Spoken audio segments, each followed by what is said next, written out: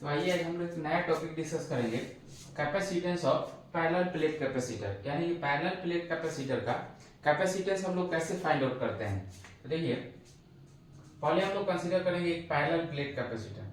मान लीजिए parallel plate capacitor है, एक पे पॉजिटिव चार्ज है प्लस क्यू और एक पे निगेटिव चार्ज है माइनस। हम जानते हैं कि जो कैपेसिटर होता है, एक प्लेट पे जितना पॉजिटिव चार्ज होता है दूसरे प्लेट पे उतना ही क्या होता है, निगेटिव चार्ज होता है। ये कैपेसिटर का प्रॉपर्टी है। अब इसका हम लोग कैपेसिटेंस निकालेंगे। तो कैपेसिटेंस का फॉर्मूला क्या होता है, C इक्वल टू जो होता है Q बाई V होता है। यानी कि टोटल चार्ज और द कैपेसिटर और डिवाइडेड बाई दोनों प्लेट के बीच जो पोटेंशियल डिफरेंस होता है वही होता है क्या, दोनों का रेशियो होता है पैरेलल इसका कैपेसिटेंस। यानी कि पैरेलल प्लेट कैपेसिटर का अगर कैपेसिटेंस का बात करें तो C इक्वल टू हो जाएगा total charge on the parallel plate capacitor और divided by potential difference between the two plates. देखिए हम इसको कैसे फाइंड आउट करते हैं। तो इसको फाइंड आउट करने के लिए पहले हम लोग देखते हैं कि यहाँ पे इसका इलेक्ट्रिक फील्ड क्या होगा। तो हम लोग इलेक्ट्रिक फील्ड का फॉर्मूला हम लोग डिराइव कर चुके हैं कि किसी भी प्लेट के एक उसके परपेंडिकुलर डिस्टेंस पे, मान लीजिए ये प्लेट है जो चार्ज प्लेट है, इसके परपेंडिकुलरली r डिस्टेंस पे अगर हमको इलेक्ट्रिक फील्ड निकालना होगा तो इसका फॉर्मूला क्या होता है, इलेक्ट्रिक फील्ड का फॉर्मूला होता है sigma divided by epsilon naught. और यहाँ सिग्मा क्या है, सिग्मा है सरफेस चार्ज डेंसिटी, मतलब total charge on the parallel plate capacitor.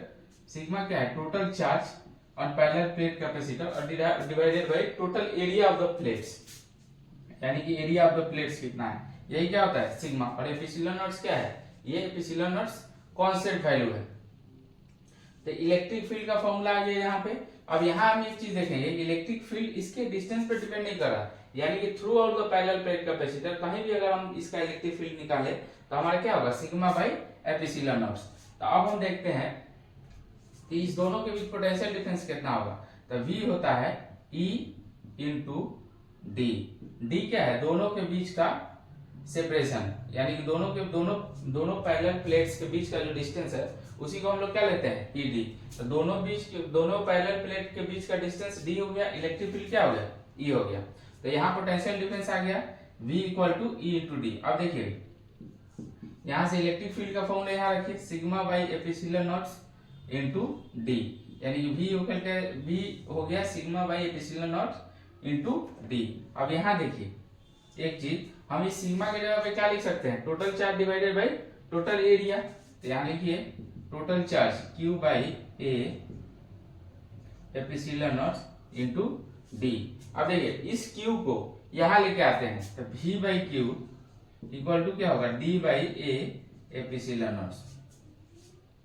और हमारा देखिए कैपेसिटेंस का फॉर्मूला क्या होता है, Q बाई V, यहाँ क्या है V बाई क्यू, इसको ठीक उल्टा कर दीजिए। तो दोनों तरफ उल्टा करेंगे, यानी Q बाई V यहाँ लिखेंगे तो यहाँ भी क्या लिखेंगे A एप्सिलॉन नॉट और डिवाइडेड बाई A। और इस Q बाई V को हम लोग क्या लिख सकते हैं, इस Q बाई V को लिख सकते हैं capacitance of parallel plate capacitor. हमको यही ना फाइंड आउट करना था, तो Q बाई V को हम क्या लिख देते हैं, C इक्वल टू क्या हो जाएगा A epsilon not divided by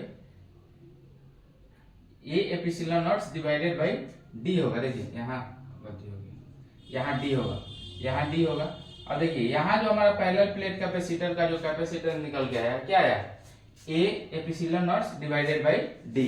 अब A epsilon not divided by D, तो यहाँ से पता चल रहा है कि जो पैरेलल प्लेट कैपेसिटर का कैपेसिटेंस है किस पैरामीटर पे डिपेंड कर रहा है। तो यहाँ फॉर्मूला में हमको लग रहा है कि किस पे डिपेंड कर रहा है, ये डायरेक्टली प्रोपोर्शनल है किसके, एरिया के। यानी कि इस पैरेलल प्लेट कैपेसिटर का एरिया अगर हम लोग बढ़ाएंगे तो इसका कैपेसिटेंस क्या होगा, इंक्रीज करेगा।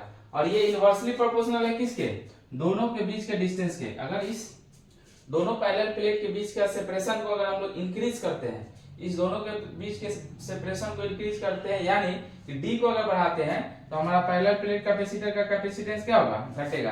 यानी एरिया को बढ़ाएंगे तो कैपेसिटेंस इंक्रीज करेगा, और दोनों के बीच के डिस्टेंस को अगर बढ़ाएंगे तो इसका कैपेसिटेंस क्या होगा, डिक्रीज करेगा। आइए हम लोग सीखेंगे कि अभी जो हम लोग इस पैरेलल प्लेट कैपेसिटर का हम लोग कैपेसिटेंस फाइंड आउट किए हैं वो वैक्यूम या एयर में किए हैं, अगर इस पूरे सेटअप को किसी दूसरे मीडियम में लेके जाते हैं, जैसे वाटर में लेके जाते हैं या किसी और मीडियम में लेके जाते हैं, तब इसका कैपेसिटेंस पे क्या इफेक्ट पड़ेगा उसको हम लोग देखेंगे। तो देखिए उसी के लिए हम लोग एक टर्म डिफाइन करते हैं जिसको हम लोग बोलते हैं रिलेटिव परमिटिविटी। रिलेटिव परमिटिविटी क्या होता है, इसको डिफाइन करने से पहले देखिए सीएम, देखिए सीएम यानी कि कैपेसिटेंस इन दैट मीडियम, जिस मीडियम में हम इसको लेके जा रहे हैं, और कैपेसिटेंस इन एयर, इस दोनों का जो रेशियो होता है इसी को हम लोग डिफाइन करते हैं किससे, के से, जिसको हम लोग बोलते हैं क्या, रिलेटिव परमिटिविटी। अगर इस पूरे सेटअप को किसी दूसरे मीडियम में लेके जाते हैं तो उसका कैपेसिटेंस क्या हो जाएगा, के इंटू कैपेसिटेंस इन एयर।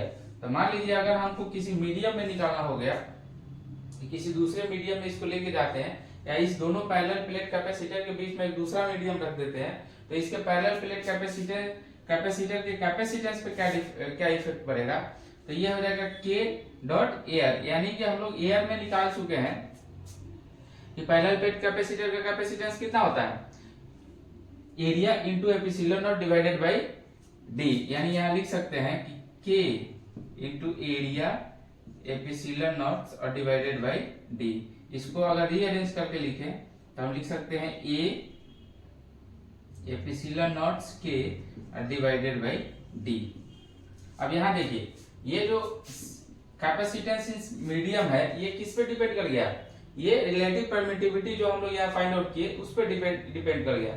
अब यहाँ देखिए रिलेटिव परमिटिविटी, यहाँ देखिए रिलेटिव परमिटिविटी अगर 1 से ज्यादा है, अगर रिलेटिव परमिटिविटी 1 से ज्यादा है तो जो कैपेसिटेंस इन मीडियम होगा वो कैपेसिटेंस इन एयर से क्या हो जाएगा, इंक्रीज कर जाएगा। अगर रिलेटिव परमिटिविटी 1 से लेस है, तो 1 से लेस है तब यहाँ 1 से लेस होगा, तब ये कैपेसिटेंस इन दैट मीडियम क्या हो जाएगा, डिक्रीज कर जाएगा।